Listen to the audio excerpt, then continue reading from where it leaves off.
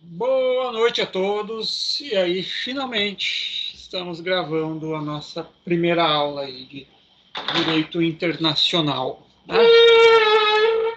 A aula que nós vamos... Deixa eu afastar um pouco aqui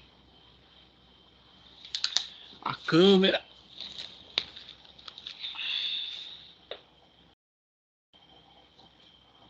Certo, sim, daí me vê melhor, vê o quadro inteiro e tal.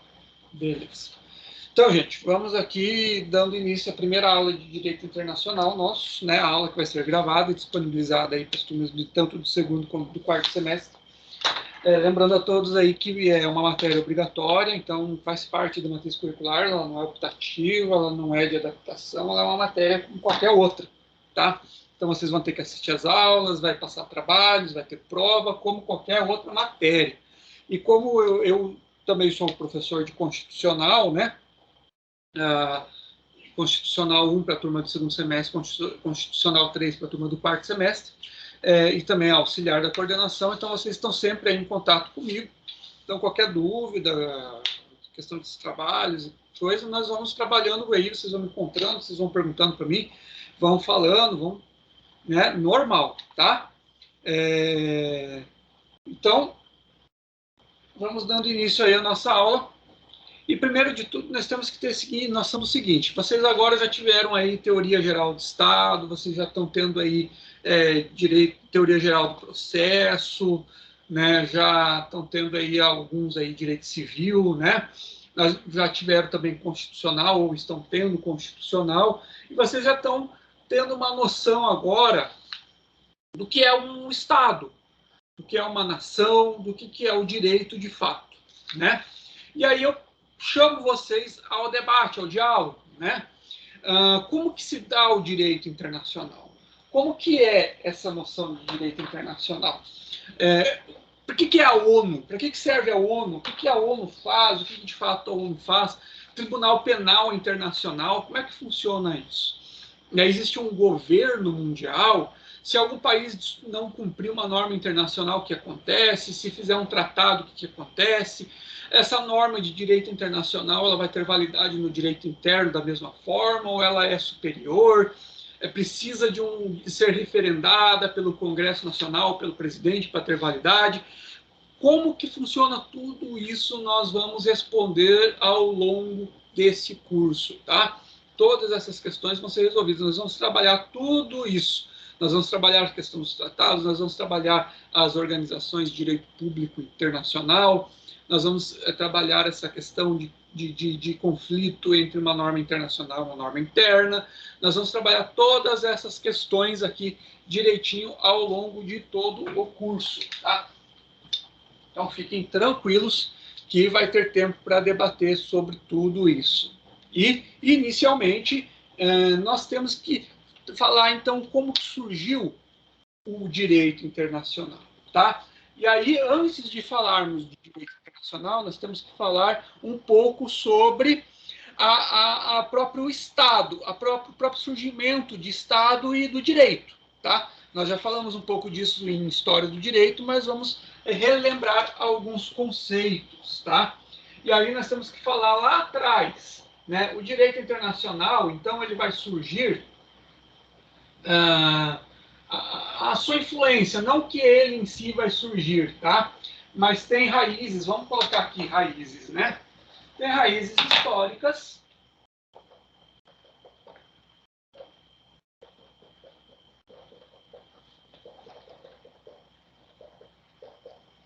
Tem raízes históricas, tá? Na formação do Estado.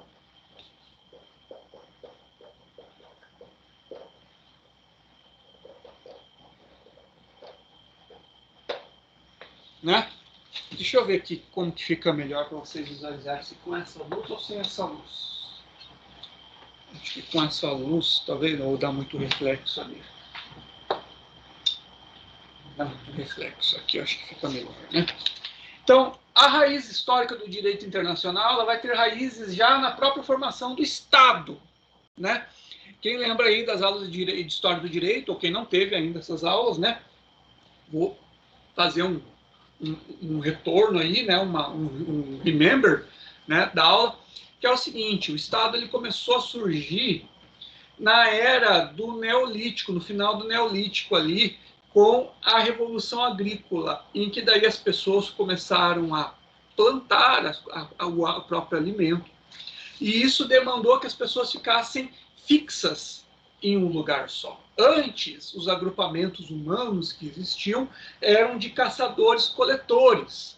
Então, as pessoas viviam em pequenos grupos e ficavam em um lugar por um período de tempo até que ali eles suprissem as necessidades deles de caça e coleta. E conforme os recursos iam se rareando, iam se escasseando, eles levantavam um acampamento e iam embora. Eles não ficavam fixos num lugar. Até que daí, com o tempo, eles começaram a desenvolver a agricultura. E a agricultura, obviamente, demanda que a pessoa fique no lugar.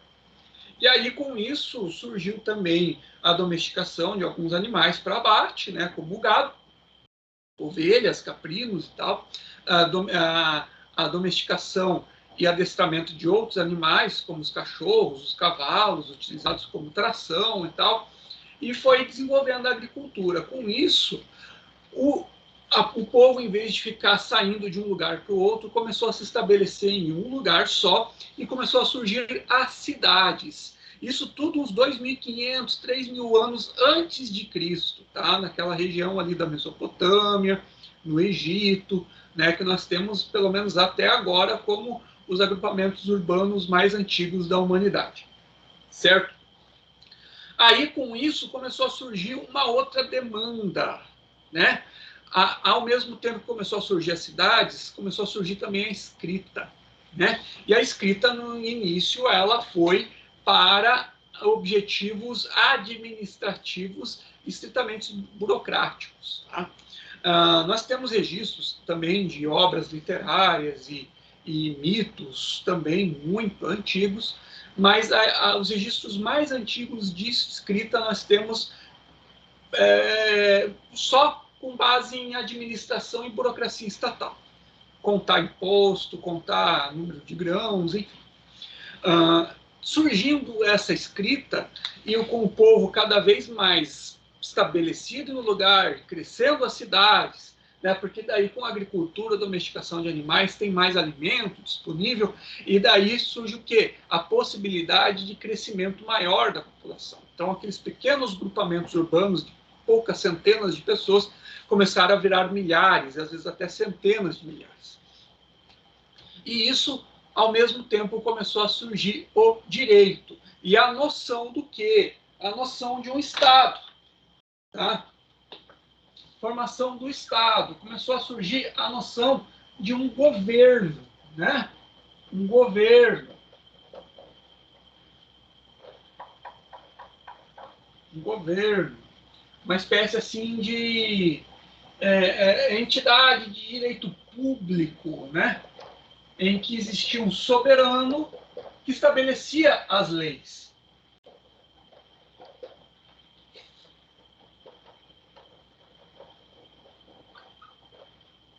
Certo? Tá? Só que daí nós temos ainda um problema. Ainda nós não estamos na gênese do direito internacional. Por quê? Nessa época ainda, nesse início das cidades, elas funcionavam ainda em cidades-estado, né? Cada qual com suas próprias regulamentações e leis escritas, né? Nós tivemos ao longo da história vários impérios que unificaram várias dessas cidades-estados sob um único império, como nós vimos ali. Podemos citar, entre os primeiros impérios unificadores de várias cidades-estados, o Império Sumério, Babilônico, Assírio, o próprio Egito também seguiu uma unificação, invadiu parte da Etiópia ali ao sul, enfim. São vários ali os exemplos que nós podemos citar na antiguidade de impérios que foram dominando outras cidades-estado e criando um estado gigantesco com agrupamento semelhante que nós temos ao estado hoje. várias regiões, várias cidades ali, sob um único ente estatal, sob o domínio de um único soberano. Tá? Só que o problema é que ainda não podemos falar em direito internacional nessa época. Por quê? Porque ele só conhecia ainda que em sua gênese mesmo, a questão de direito público interno. Tá? Vamos fazer o adendo aqui. Direito público interno. Tá? Essas cidades-estados, elas não necessariamente reconheciam umas às outras. Não existia muito essa ideia de soberania estatal como nós temos hoje, né, no direito moderno. Tá? Eles não os reconheciam, eles ficavam invadindo umas às outras, eles só reconheciam o próprio Estado, o próprio governo como soberanos, outros não. Então, era difícil de falar, você não pode falar na existência de direito internacional, mesmo havendo várias cidades-estado e vários, às vezes, impérios ali unificados uns com os outros, porque ainda não tinha essa ideia, tá? De reconhecer um ao outro e de se respeitar como equivalentes um Estado ao outro, que essa é a gênese do que nós já vamos trabalhar aqui, a questão de sociedade internacional, de comunidade internacional, tá? Não existia ainda essa noção para eles. Então, nós não podemos ainda falar da gênese de um direito internacional ainda nessa época, tá? Só que, assim, curiosamente, nós já temos ainda nessa época aqui a formação de tratados de paz, tratados de reconhecimento entre alguns estados. Um dos exemplos que eu posso citar para vocês é a Estela dos Abutres. Depois aí, quem assistiu as minhas aulas aí de História do Direito vai lembrar disso aí, que ele é considerado uma espécie de primeiro tratado internacional de paz entre duas cidades-estados. Inclusive, é considerado até uma primeira guerra que se tem notícia, né? A primeira guerra, de fato, entre uma nação, entre uma cidade-estado e outra. E eles fizeram um tratado de paz em que eles delimitavam a fronteira e criavam obrigações de não agressão ao Estado que perdeu a guerra, ao submisso. Né? E daí, para fincar, para marcar as cláusulas, né?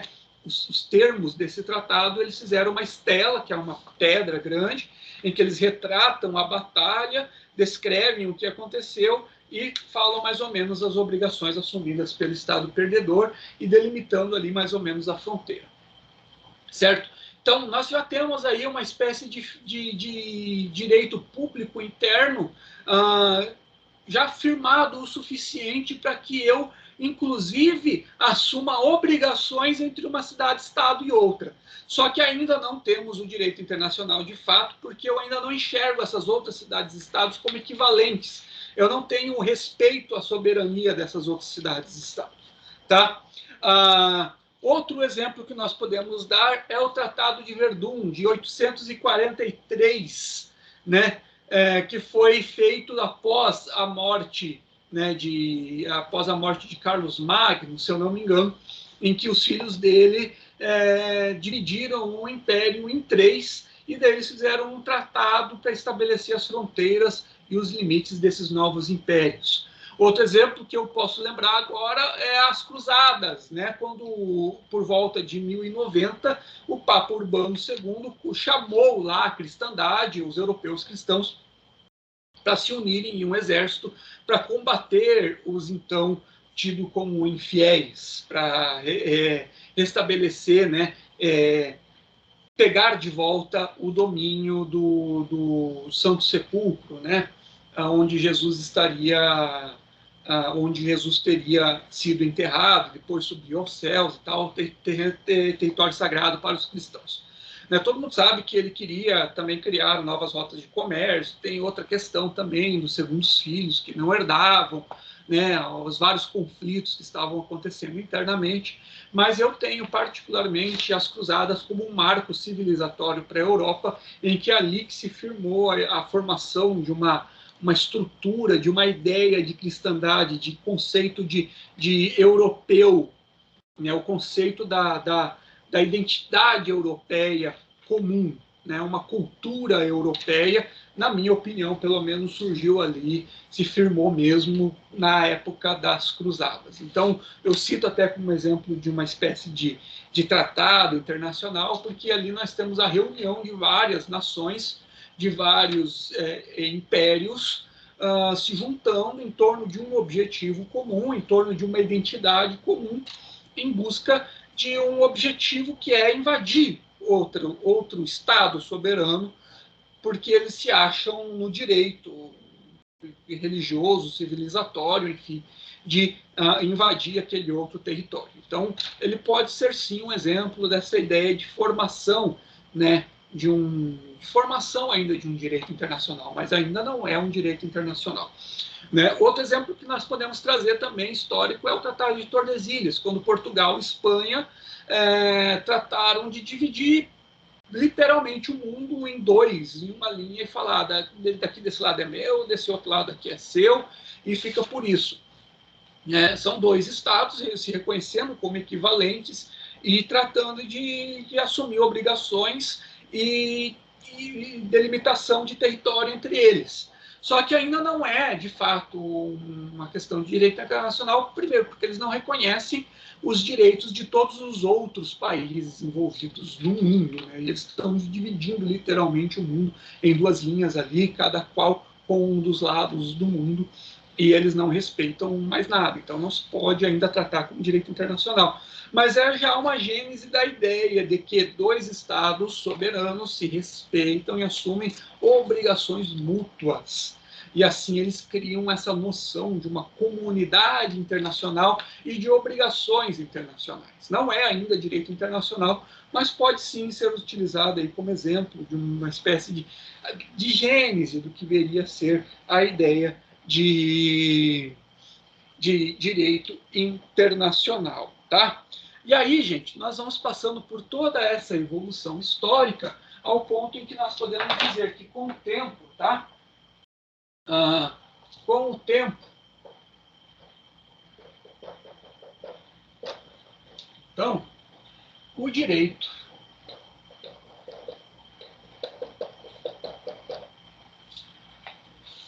deixa de regular,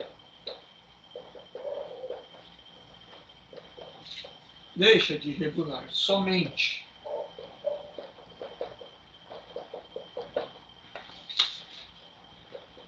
questões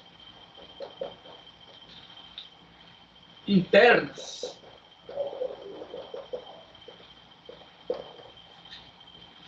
e passa a regular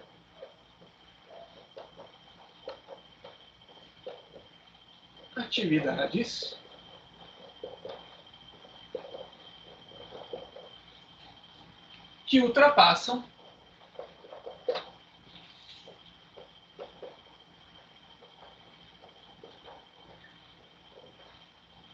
que ultrapassam as fronteiras nacionais.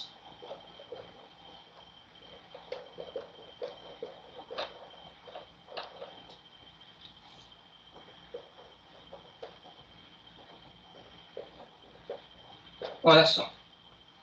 Ainda não se pode falar de fato em um direito internacional, mas vários desses exemplos que eu citei aqui na passagem histórica, nós temos exatamente isso aqui, ó. O direito deixa de regular somente questões internas e passa a regular atividades que ultrapassam as fronteiras nacionais, né? Todos esses exemplos aqui que eu citei.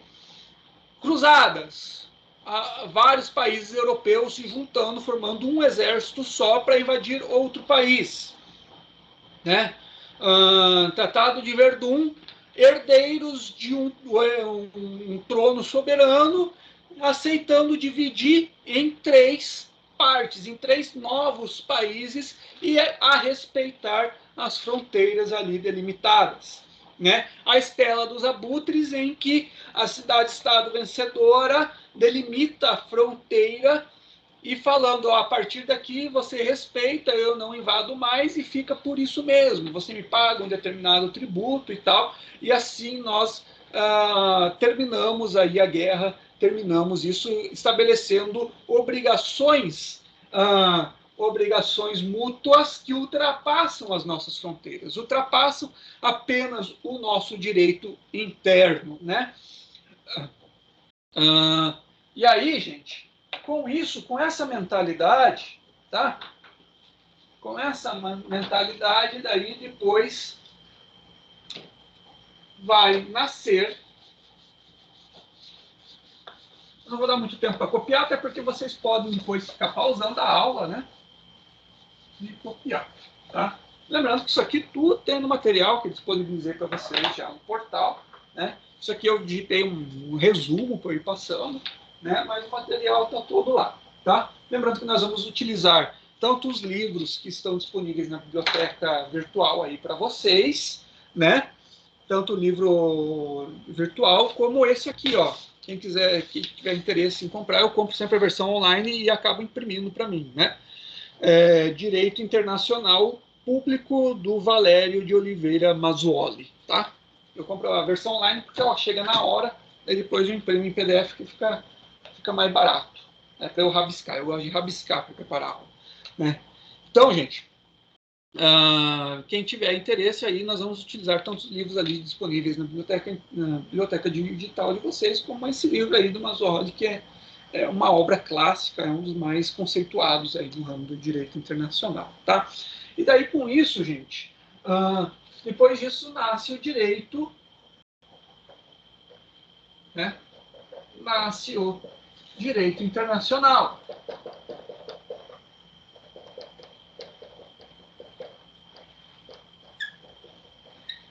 Vocês vão ver outra denominação, né, que é o direito das gentes também. Alguns autores usando essa terminologia, direito das gentes, certo?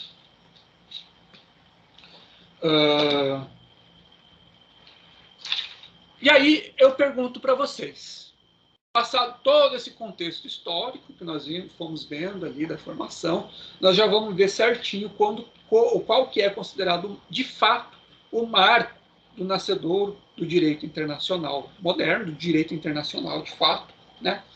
Mas antes disso nós vamos perguntar o seguinte: qual que é o escopo, então, afinal de contas? Para que serve o direito internacional? O que ele é? O que ele faz, né?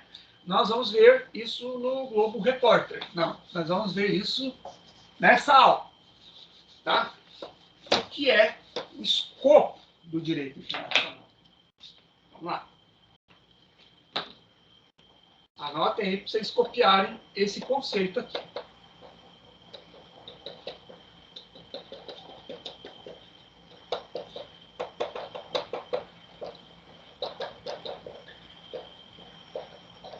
Sei que esse quadro aqui não é tão grande quanto da faculdade, né? Mas já quebra um galho. Mas vamos lá. Disciplina e rege. Disciplina e rege prioritariamente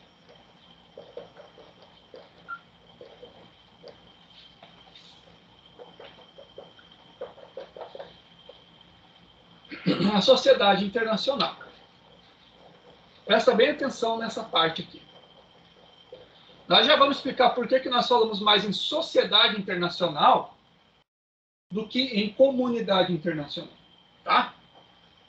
Sociedade internacional.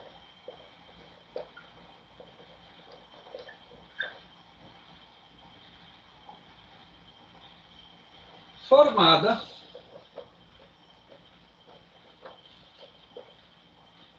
por estados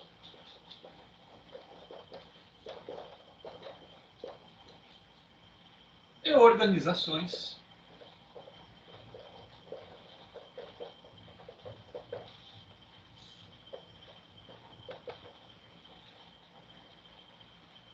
interestatais,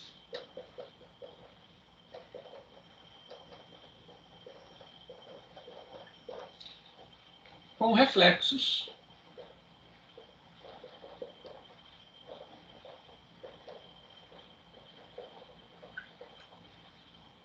voltados também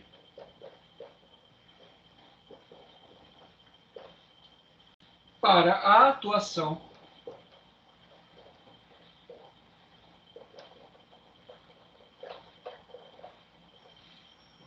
dos indivíduos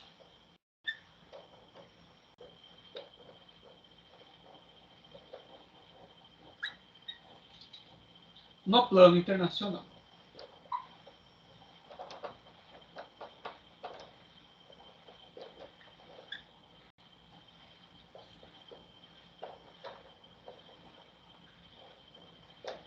E bem, esse conceito aí, essa delimitação do escopo. Para que serve o direito internacional? Né? Então, olha só.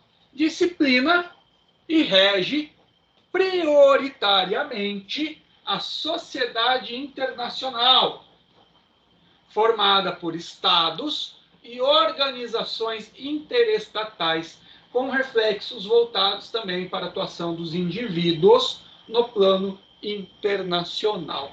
Então, quer dizer, professor, que eu posso atuar no direito internacional como indivíduo mesmo? Pode. Vocês não viram aí, por exemplo, o julgamento do Saddam Hussein, né? No Tribunal Penal Internacional, do Slobodan Milosevic também, né, que teve.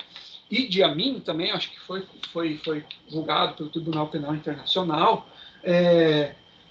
Você também tem questões individuais, por exemplo, eu posso tentar entrar às vezes na ONU por alguma questão, não só está na ONU, mas, por exemplo, olha o caso ali que teve no Brasil do Cesare Battisti. É um caso de direito internacional. Ele queria asilo político aqui, o governo do Brasil o reconheceu, depois o Bolsonaro não reconheceu mais, e daí tinha aquela disputa, a Itália querendo que enviasse ele para ele. É uma espécie de disputa internacional relacionada aqui a um indivíduo, né? Recomendo para vocês também assistir, tem na Netflix, isso aí é interessante, ó, dá para a gente tentar fazer um trabalho em cima desse filme. Mais para frente, né? Ainda está muito cedo. Mas tem um filme interessantíssimo na Netflix que é uma história real. Ilha das Flores. É de um cara que resolveu criar uma ilha artificial passada a fronteira das águas do território da Itália. Então ele estava em águas internacionais, não se era regido por lei nenhuma, e ele resolveu fazer uma ilha artificial que era uma espécie de bar, cassino. Foi uma loucura lá. E o Estado italiano não queria deixar aquilo lá acontecer, e ele queria criar um país próprio em cima daquela ilha. Ele tentou criar ele de fato foi na ONU, ele foi atrás da comunidade internacional para ser reconhecido como Estado independente. É bem interessante o filme, é bem interessante o debate que traz, né? Quem sabe mais para frente a gente faz algum trabalho aí para assistir ele, né? E vocês fazerem algum resumo. Agora que eu lembrei desse filme aí, é bem interessante mesmo, né? Então, olha só, a disciplina rege prioritariamente a sociedade internacional, que essa sociedade internacional, todo mundo sabe mais ou menos o que é, que são os países, né, soberanos, e daí também, tanto por estados como por organizações interestatais. A ONU, a Unesco, a Unicef, a Cruz Vermelha. Nós temos várias organizações aí que são reconhecidas como organizações internacionais e que são regidas por direito internacional reconhecido por vários estados, né? E, obviamente, isso aí tem reflexos também para os indivíduos no plano internacional e também para o direito interno, como nós vamos ver, certo? E aí, gente, por que a gente fala em uma sociedade internacional e não em uma comunidade internacional? Por uma questão semântica, por uma questão prioritariamente gramatical mesmo, né? Porque comunidade traz muito a ideia de como que eu posso dizer, de heterogeneidade de pensamento, de que todo mundo é igual, faz parte do mesmo território, a mesma base, o mesmo objetivo, né? E nós não temos isso no direito internacional. Na verdade, acho que nós não temos nem isso dentro de uma cidade, dentro de um bairro, dentro de uma escola, né? É difícil você falar dessa confluência aí de interesses mesmo dentro de um país, que dirá no internacional, no plano internacional, né? Então, nós falamos o mais correto, nós falamos em sociedade internacional. Exatamente por causa disso, porque o que mais prevalece no direito internacional são as diferenças, não são as igualdades, não são os interesses iguais, são as diferenças. E boa parte do direito internacional vem tentar fazer com que essas diferenças elas se confluam em harmonia, né? Nós tenhamos harmonia dentro do plano internacional, dentro dessa sociedade internacional. Né? Por isso que nós criamos até mecanismos, né, como a ONU, como várias outras entidades internacionais que visam o quê? Dar um pouco de coerência, dar um pouco de unidade para isso tudo. Né? Então, é mais correto falar nessa questão de sociedade, né, em que elas fazem um acordo, uma tolerância mútua. Né? Nós podemos até colocar hoje na questão das relações exteriores, das relações externas, várias sociedades que são até inimigas, diria assim, né? Que são até contrárias umas às outras, mas que acabam se tolerando ou então até fazendo acordos e pactos comerciais. Né? Entre essas relações, nós podemos até dizer o seguinte: Brasil e China, por exemplo. Né? Pelo menos até no governo atual, nós temos divergências ideológicas e práticas extremamente conflitantes com a China. Né? Nós temos hoje um governo mais orientado aí à direita e tal. Não vamos entrar no mérito disso, se está certo ou errado. Né? Mas fato é que o nosso ministro das Relações Exteriores, agora até foi demitido, né? Ernesto Araújo, até então, ficou um bom tempo como ministro das Relações Exteriores, ele fazia postagens na internet direto, xingando a China, falando que a China tinha criado vírus em laboratório, que era para espalhar o comunismo, não sei aonde. Então, assim, o nosso ministro das Relações Exteriores comprando briga com a China, né, que é um dos maiores compradores dos nossos produtos, dos nossos commodities. Né? Então, não vamos entrar no mérito disso, mas só para vocês terem uma noção. Enquanto o ministro das Relações Exteriores estava lá falando que o vírus chinês era para espalhar o comunismo e que a China estava errada, o Brasil vendia bilhões e bilhões de dólares ali para a China, porque há interesses mútuos, de tolerância mútua. O dinheiro, os interesses falam mais alto. Então, por mais que às vezes sejam conflitantes algumas partes, outras há interesses mútuos. Eu quero vender, você quer comprar, então não interessa se você é comunista, se você é capitalista, se você é muçulmano, se eu sou cristão. Eu quero vender, você quer comprar, e nisso aí nós temos acordo. O resto a gente vê depois. Né? Então, é mais ou menos essas relações que nós temos. Essa sociedade, a ideia de sociedade internacional, nos remete mais ou menos a essa ideia de tolerância, a essa ideia de pactuação de interesses em busca de um desenvolvimento comum, né, que é um pouco mais amplo e mais eficaz para explicar o direito internacional do que denominar de comunidade internacional. Então, nós vamos usar mais esse termo de sociedade internacional do que de comunidade internacional. Né? Um exemplo que nós podemos citar agora prático, que está acontecendo agora, está acontecendo hoje, né? É a vitória do Talibã no Afeganistão. Eles tomaram o poder de novo. Né? E hoje, por exemplo, eu li uma matéria hoje, dia 18 de agosto de 2021, eu li uma matéria dizendo que a Rússia já está se movimentando para reconhecer o Talibã como um Estado soberano, como de fato os que vão exercer o poder ali no país e reconhecer eles. Outros países já estão seguindo nesse caminho, e eu acho que a tendência é que a comunidade internacional acaba reconhecendo de fato ali o Talibã como soberanos, como um grupo de direito ali para exercer o poder no Afeganistão. Por que eles fazem? E aí entra uma questão interessante, né, também. Diferentemente de antes do momento anterior, em que eles tomaram o poder lá na década de 90, eles já estão falando em anistia geral, eles estão falando em inclusão das mulheres, no governo mesmo, em ampliar os direitos das mulheres. Né? Até onde isso é só lorota, ninguém sabe. Né? Está acontecendo tudo agora. Né? Então a gente não sabe ainda se de fato eles vão fazer isso ou não. Mas fato é que eles estão prometendo isso, eles estão percebendo que, para se manter no poder e para que eles permaneçam no poder, eles precisam de um reconhecimento internacional. E hoje, para se ter reconhecimento internacional, ele tem que estar meio que na linha ali do discurso, na linha do que se exige à sociedade internacional, né, a ONU, os direitos humanos, todo esse debate aí. Então, eles perceberam que para eles permanecerem no poder, tomar o poder é uma coisa, permanecer no poder é outra.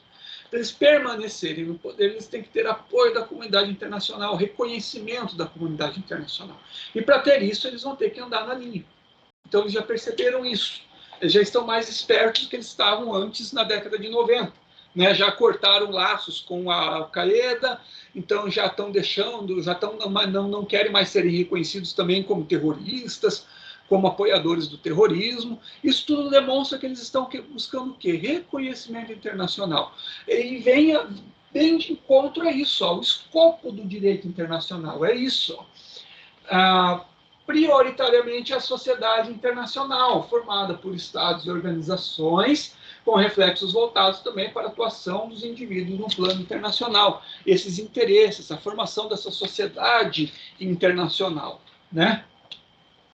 Certo? E aí eu convido vocês a ler no material nosso. O problema é que ele não tem a paginação, né? Então fica meio complicado de falar para vocês lerem, mas eu vou ler com vocês aqui, né? Uma parte aqui do material que eu passei para vocês, em que eu fiz um destaque aqui para ler com vocês, tá?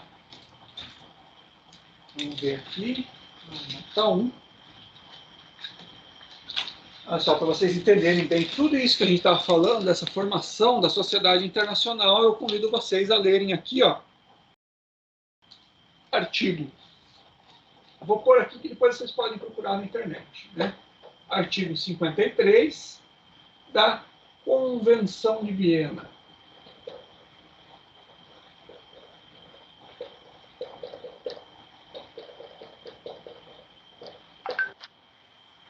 Né?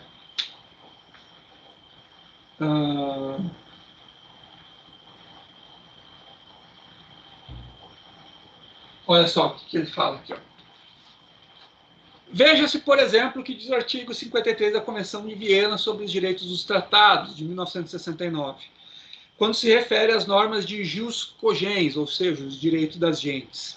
Para os fins da presente convenção, uma norma imperativa, ou seja, uma norma que se impõe, né?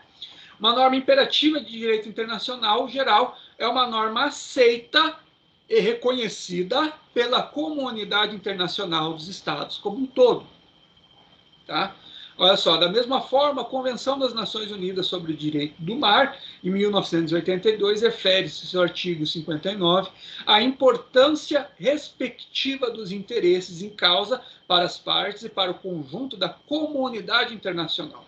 Por sua vez, a Declaração e Programa de Ação de Viena, de 1993, logo no seu primeiro considerando de serem a promoção e proteção dos direitos humanos questões prioritárias para a comunidade internacional. Ressalto que aqui eles falam de comunidade internacional, né? Está aqui no tratado, mas os acadêmicos, os doutrinadores de direito internacional hoje falam que é melhor o termo sociedade internacional do que comunidade internacional, em que pese estar aqui previsto no próprio Tratado de Viena e tal, o termo comunidade internacional, certo? Dito isso, gente, tendo em vista aí, vocês podem perceber aqui, ó, vou até copiar aqui para explicar bem o raciocínio que nós vamos seguir aqui em diante, tá? Olha só, artigo 53 da Convenção de Viena, que ele fala, ó. Norma, eu não vou copiar o artigo todo, tá? Só isso aqui que destaque. Norma imperativa.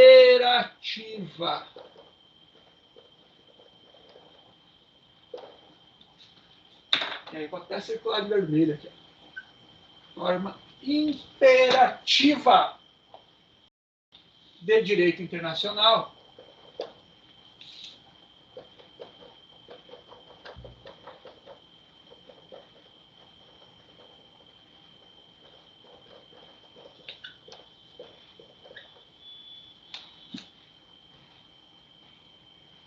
Geral, o que ela é? É uma norma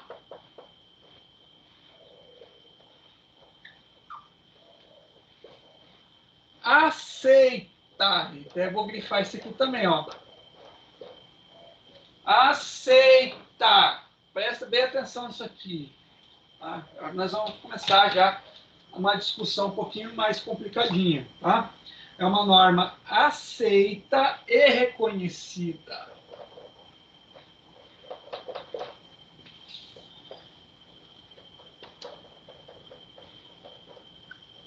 Aceita e reconhecida pela comunidade internacional.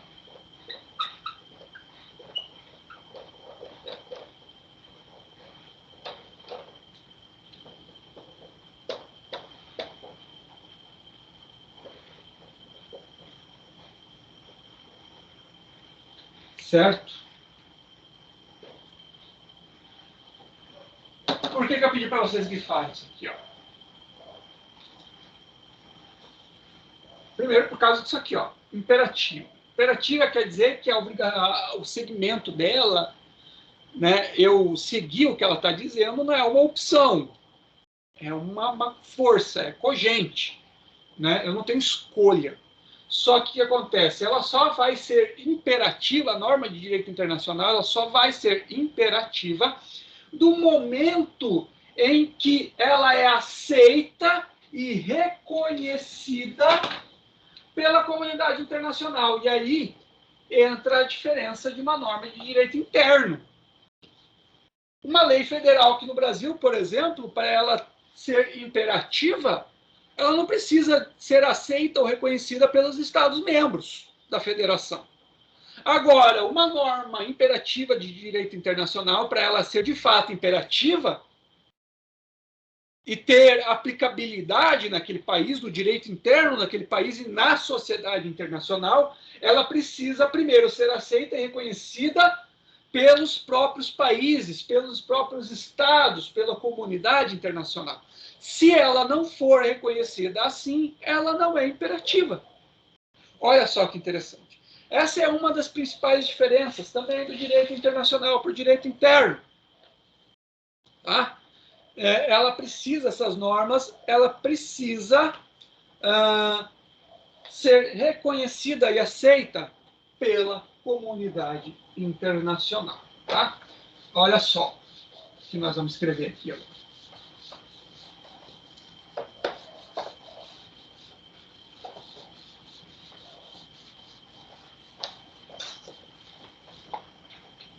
Olha só.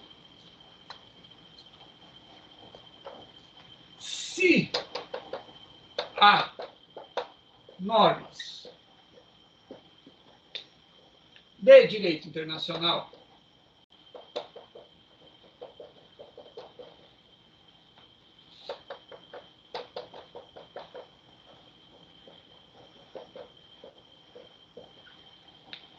superior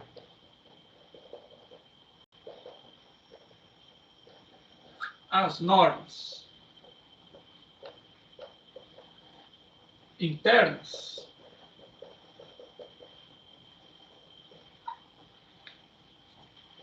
é porque assim as nações signatárias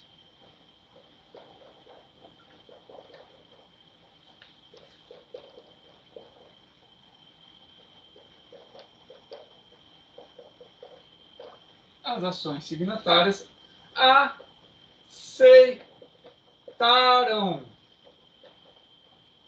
certo? Olha só, isso aqui é importante. Sem imposição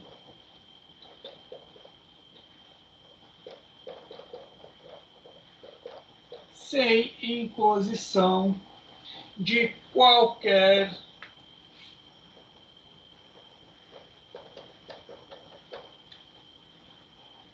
poder internacional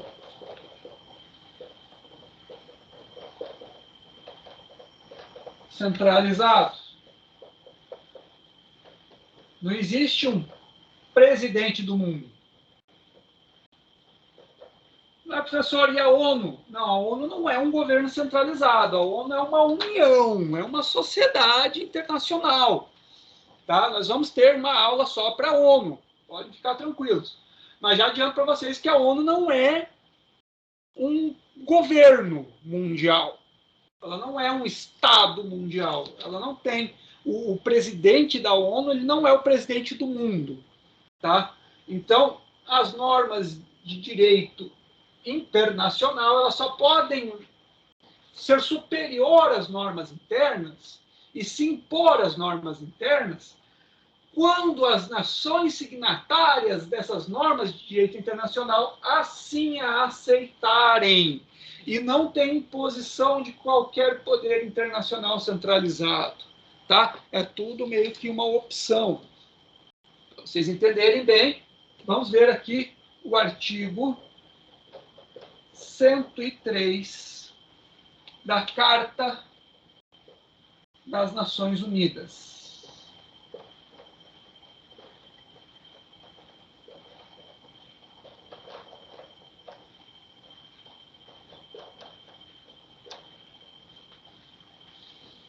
Vamos lá. Deixa eu abrir aqui.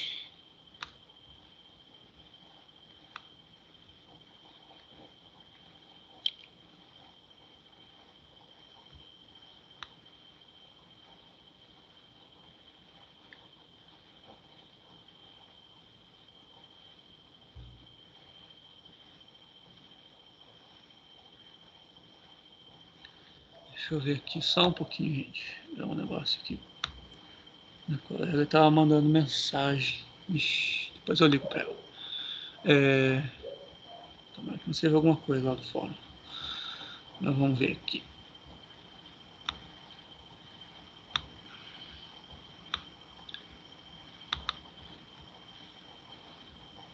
Vamos ver. Carta das Nações Unidas. Esse meu computador a lenha. Tem que esperar dar vapor. Ele abrir as coisas. Mas hoje eu resolvi isso aí. Comprei um SSD, vou instalar um SSD na minha maquininha aqui. Tá difícil.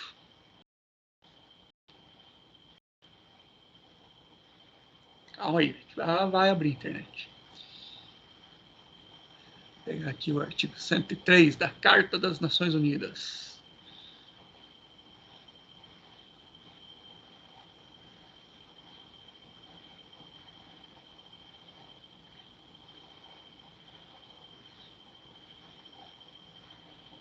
Ixi, Maria, tá lento, hein? É difícil trabalhar assim, com um computador desse jeito.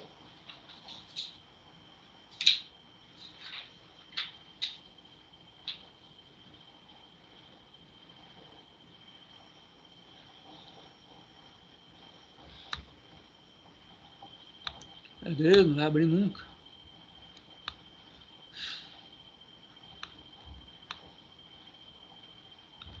Só uma página da internet. Vamos lá, você pode mais que isso, computador.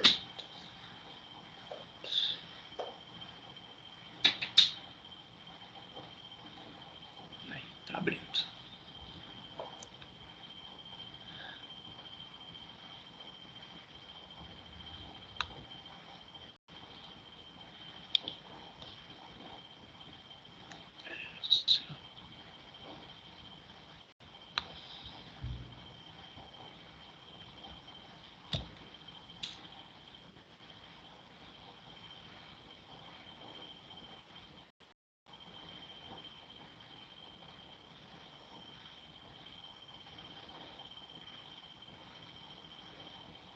Só espera um pouquinho. Não desanima, não. Uma hora abre a internet.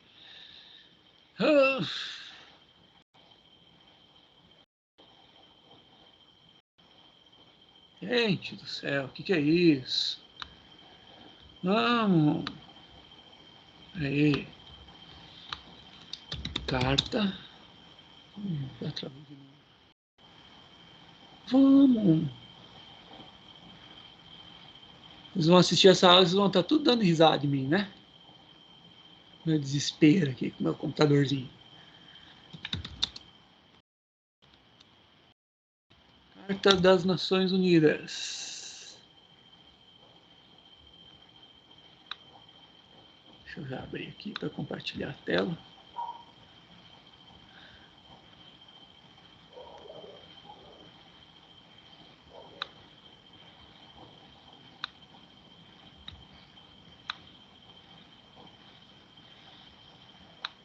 Vocês vão compartilhar aqui também no meu desespero. Vocês vão ver aqui.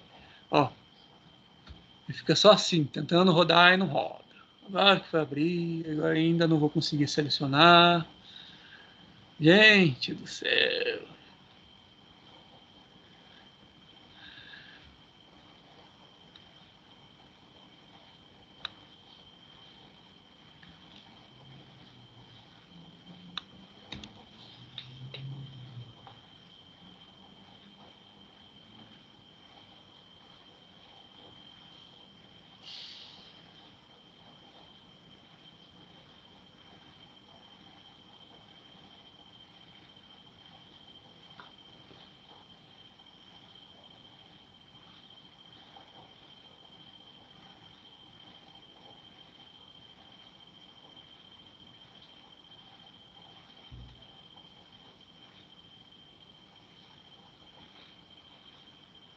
Vamos. Meu Deus, vamos.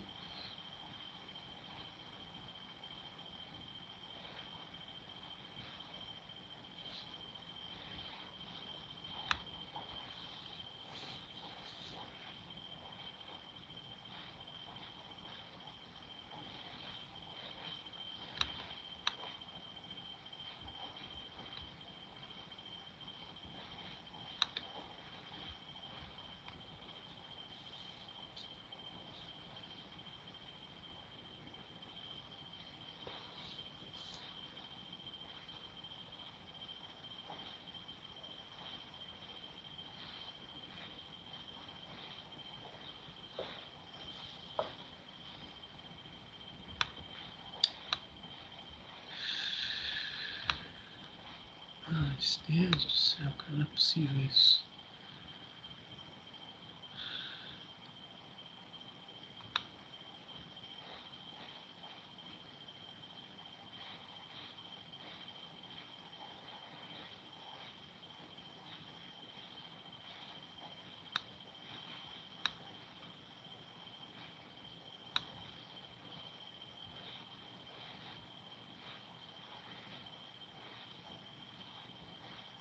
Aê, finalmente. Vamos lá. Artigo 103, né? Vamos para o artigo 103.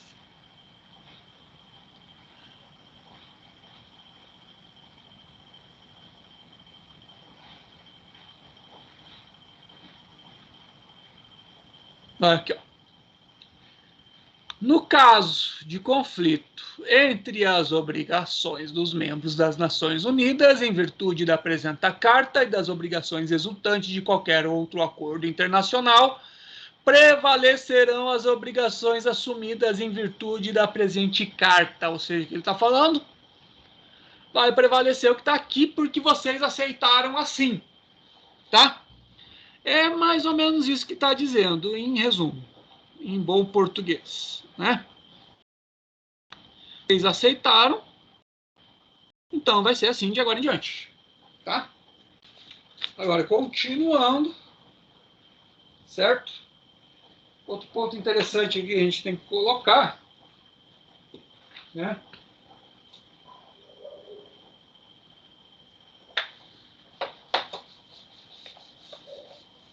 Que daí, colocado isso, que essas normas impositivas só vão entrar de fato em vigor caso, assim, aceitas e reconhecidas, nós podemos concluir que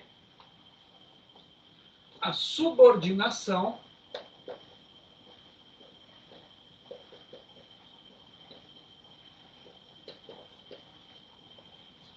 dá lugar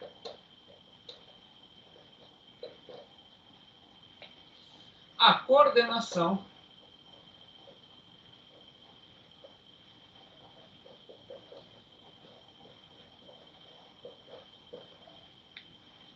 na ordem internacional.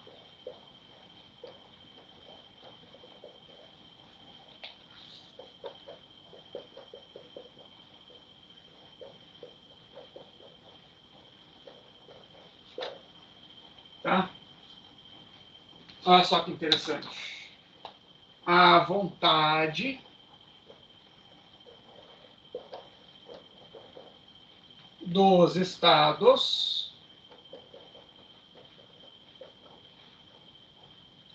ainda é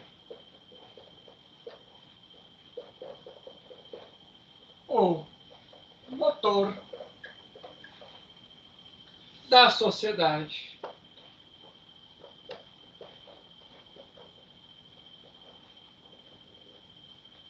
internacional